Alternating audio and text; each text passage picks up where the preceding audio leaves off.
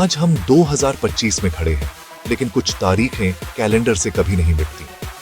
24 दिसंबर 1999 की तारीख भी ऐसी ही है।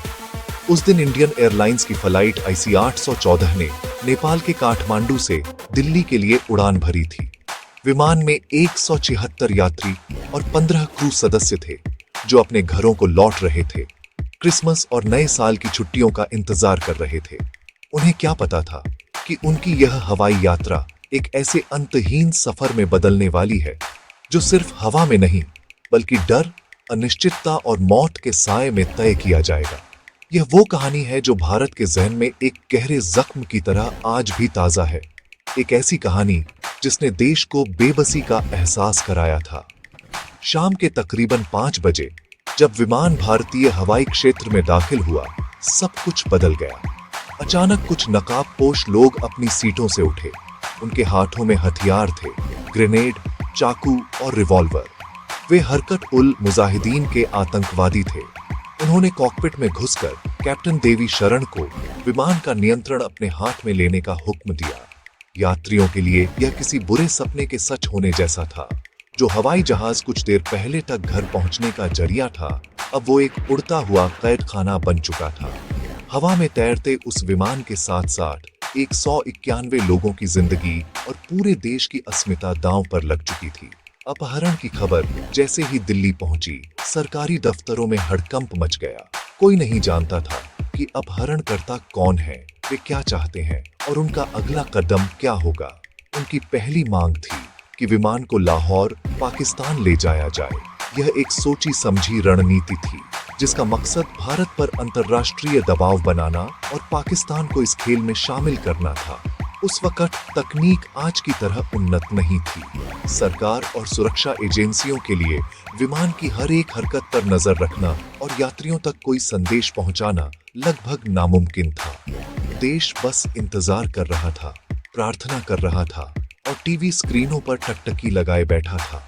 यह अपहरण सिर्फ एक विमान का नहीं था, बल्कि भारत की संप्रभुता और उसकी ताकत का अपहरण था। उन 8 दिनों तक देश ने सामूहिक बेबसी महसूस की। हर घर में, हर दफ्तर में, हर गली में बस एक ही चर्चा थी, IC 814 में फंसे हमारे लोग कब वापस आएंगे। अपहरणकर्ताओं ने अपनी पहचान और अपनी मांगों को धीरे धीरे सामने लाना शुरू किया। वे कोई आम अपराधी नहीं थे, बल्कि एक प्रशिक्षित आतंकवादी समूह के सदस्य थे, जिनका एक ही मकसद था, भारत को झुकाना और अपनी शर्तें मनवाना। यह संकट सिर्फ यात्रियों के परिवारों के लिए नहीं, बल्कि पूरी वाजपेयी सरकार और देश की सुरक्षा व्यवस्था के लिए एक बड़ी चुनौती बन चुका था। अपहरण के बाद विमान ने एक ऐसा रास्ता पकड़ा जो इतिहास में दर्ज हो गया। आतंकवादियों के कहने पर कैप्टन ने विमान को अमृतसर की ओर मोड़ा। यहाँ उम्मीद की एक किरण जगी थी। विमान शाम को अमृतसर के राजा सांसी हवाई अड्डे पर उतरा। पंजाब पुलिस और सुरक्षा बलों ने विमान को घेरने की कोशिश की, लेकिन एक बड़ी चूक हो गई। समन्वय की कमी और निर्णय लेने में हुई देरी के कारण कोई ठोस कार्रवाई नहीं हो सकी। अपहरणकर्ता घबरा गए और उन्होंने कैप्टन पर तुरंत उड़ान भरने का दबाव डाला। महज 47 मिनट जमीन पर रहने के बाद विमान एक बार फिर अंधेरे आसमान में घूम हो गया और भारत के हाथ से एक मौका फिसल गया। अमृतसर से उड़ने के बाद विमान पाकिस्तान के लाहौर हवाई अड्डे पर उतरा। यहां भी पाकिस्तान ने पहले तो लैंडिंग की इजाजत देने से इनकार कर दिया, लेकिन जब कैप्टन देवी शरण ने बताया कि विमान का ईंधन लगभग खत्म हो चुका है और वह क्रैश हो सकता है, तब जाकर उन्हें उतरने दिया गया। लाहौर में विमान में ईंधन भरा गया, लेकिन पाकिस्तान ने इस मामले में किसी भी तरह की सीधी मदद करने से साफ इनकार कर दिया। यह सब एक बड़ी अंतर्राष्ट्रीय साजिश का हिस्सा लग रहा था, जहां हर कोई अपनी जिम्मेदारी से पल्ला झाड़ रहा था। इस बीच विमान के अंदर यात्रियों का हाल बुरा था। उन्हें अंधेरे में रखा गया था, खाना पानी बंद था और हर पल मौत का खौफ बढ़ता जा रहा था। लाहौर से उड़ान भरने के बाद विमान को दुबई ले जाया गया। दुबई में थोड़ी राहत मिली जब मानवीय आधार पर अपहरणकर्ताओं ने 27 बंधकों को रिहा करने का फैसला किया। इनमें ज्यादातर महिलाएं और बच्चे थे। लेकिन इसी राहत के साथ एक दिल दहला देने वाली खबर भी आई। आतंकवादियों ने रूपिन कात्याल नाम के एक 25 वर्षीय युवक की बेरहमी से चाकू मारकर हत्या कर दी थी। रुपिन अपनी पत्नी के साथ हनीमून से लौट रहे थे। उनका शव विमान से बाहर फेंका गया। इस एक हत्या ने पूरी दुनिया को संदेश दे दिया कि अपहरणकर्ता कितने खतरनाक हैं और वे अपनी मांगे मनवाने के लिए किसी भी हद तक जा सकते हैं। दुबई के बाद विमान का आखिरी पड़ाव था अफगानिस्तान का कंधार शहर, जो उस वक्त तालिबान के नियंत्रण में था। 25 दिसंबर की सुबह विमान कंधार में उतरा और यहीं से शुरू हुई बातचीत की वो लंबी और थका देने वाली प्रक्रिया जो अगले 6 दिनों तक चलनी थी। कंधार की धरती पर विमान का उतरना भारत के लिए सबसे बड़ी चुनौती थी। अब भारत को न सिर्फ आतंकवादियों से बल्कि तालिबान से भी निपटना था, जिसका रवैया किसी से छिपा नहीं था। विमान के अंदर बचे हुए यात्री और क्रू सदस्य अब एक ऐसी धरती पर कैद थे जहां भारत की पहुंच लगभग शून्य थी। यहीं पर भारत की कूटनीति, धैर्य और ताकत की असली परीक्षा होनी थी। कंधार में विमान के उतरते ही अपहरणकर्ताओं ने अपनी असली मांगें सामने रख दी। उनकी सूची लंबी थी। भारत की जेलों में बंद 36 आतंकवादियों की रिहाई और 200 मिलियन अमेरिकी डॉलर की रकम। यह भारत सरकार के लिए एक धर्म संकट था। एक तरफ 150 से ज्यादा बेगुनाह लोगों की जान थी और दूसरी तरफ देश की सुरक्षा और आतंकवाद के खिलाफ न झुकने की नीति थी। तत्कालीन प्रधानमंत्री अटल बिहारी वाजपेयी और उनकी सरकार पर भारी दबाव था। यात्रियों के परिवारजन दिल्ली में रोज प्रदर्शन कर रहे थे। मीडिया का दबाव बढ़ता जा रहा था और विपक्ष सरकार की रणनीति पर सवाल उठा रहा था। हर गुजरता पल सरकार की दुविधा को और गहरा कर रहा था। बातचीत का दौर शुरू हुआ, जिसमें तालिबान ने मध्यस्थ की भूमिका निभाई। तालिबान ने पैसे की मांग को इस्लाम के खिलाफ बताकर खारिज कर दिया, जिससे अपहरणकर्ताओं को अपनी मांगों में कटौती करनी पड़ी। अब उनकी मुख्य मांग 3 खूंखार आतंकवादियों की रिहाई पर आकर टिक गई थी। ये 3 नाम थे: मौलाना मसूद अजहर, अहमद उमर सईद शेख और मुश्ताक अहमद झरगर। ये तीनों कोई मामूली कैदी नहीं थे, बल्कि आतंकवाद की दुनिया के बड़े नाम थे। सरकार जानती थी कि इन्हें छोड़ने का मतलब भविष्य में और बड़े आतंकवादी हमलों को न्योता देना है। यह एक ऐसा फैसला था जिसका असर आने वाले कई सालों तक महसूस किया जाना था। अंदर खाने में सरकार कई विकल्पों पर विचार कर रही थी, जिसमें एक कमांडो ऑपरेशन भी शामिल था। लेकिन कंधार की भौगोलिक स्थिति, तालिबान का असहयोगी रवैया और यात्रियों की सुरक्षा को देखते हुए किसी भी तरह के सैन्य अभियान का जोखिम बहुत ज्यादा था। जरा सी चूक का मतलब था सभी बंधकों की मौत। विमान के अंदर हालात बद से बदतर होते जा रहे थे। शौचालय जाम हो चुके थे, गंदगी फैल रही थी और लोगों का मानसिक स्वास्थ्य जवाब दे रहा था। अपहरणकर्ता बार बार डेडलाइन दे रहे थे, जिससे सरकार पर दबाव और बढ़ गया।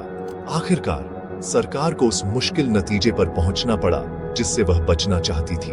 कई दिनों की गहन मंत्रणा और बेनतीजा बातचीत के बाद भारत सरकार ने यात्रियों की सुरक्षित वापसी के बदले में तीनों आतंकवादियों को रिहा करने का फैसला किया।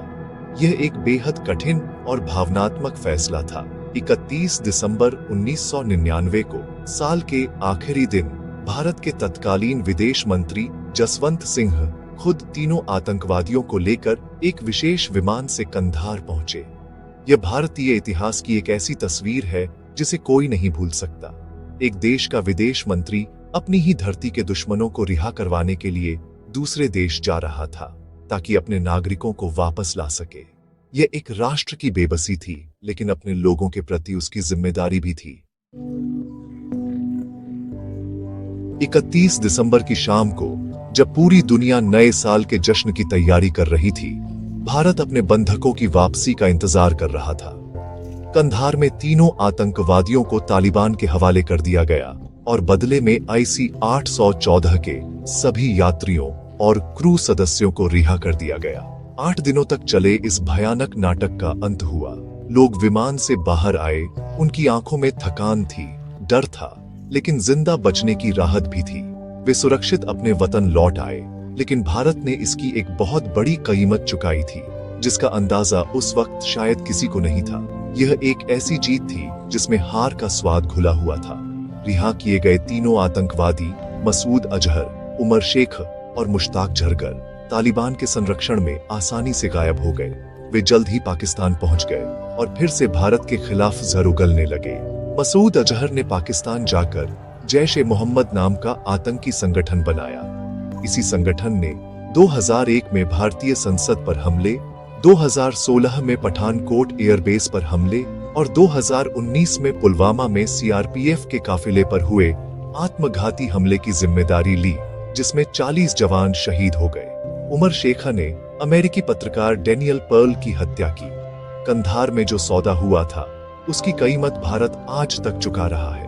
इस घटना ने भारत की आतंकवाद रोधी नीति और हवाई सुरक्षा की कमजोरियों को पूरी दुनिया के सामने उजागर कर दिया।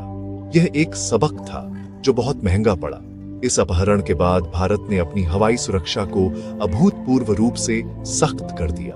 हवाई अड्डों पर सुरक्षा जांच के नियम खड़े किए गए, एयर मार्शल की तैनाती शुरू हुई और हर उड़ान से पहले यात्रियों की सघन तलाशी अनिवार्य कर दी गई। आज हम हवाई अड्डों पर जो कड़ी सुरक्षा देखते हैं, उसकी नींव कहीं न कहीं IC 814 की घटना ने ही रखी थी।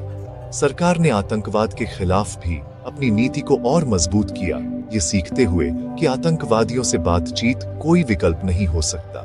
आज इस घटना को 25 साल से ज्यादा हो चुके हैं। कैप्टन देवी शरण रिटायर हो चुके हैं, इस पर फिल्में और वेब सीरीज बन चुकी हैं, लेकिन वो 8 दिन आज भी एक चेतावनी की तरह हमारे सामने खड़े हैं। ये घटना हमें याद दिलाती है कि आतंकवाद के खिलाफ लड़ाई कितनी लंबी और जटिल है और इसमें जरा सी भी ढिलाई की कोई गुंजाइश नहीं है।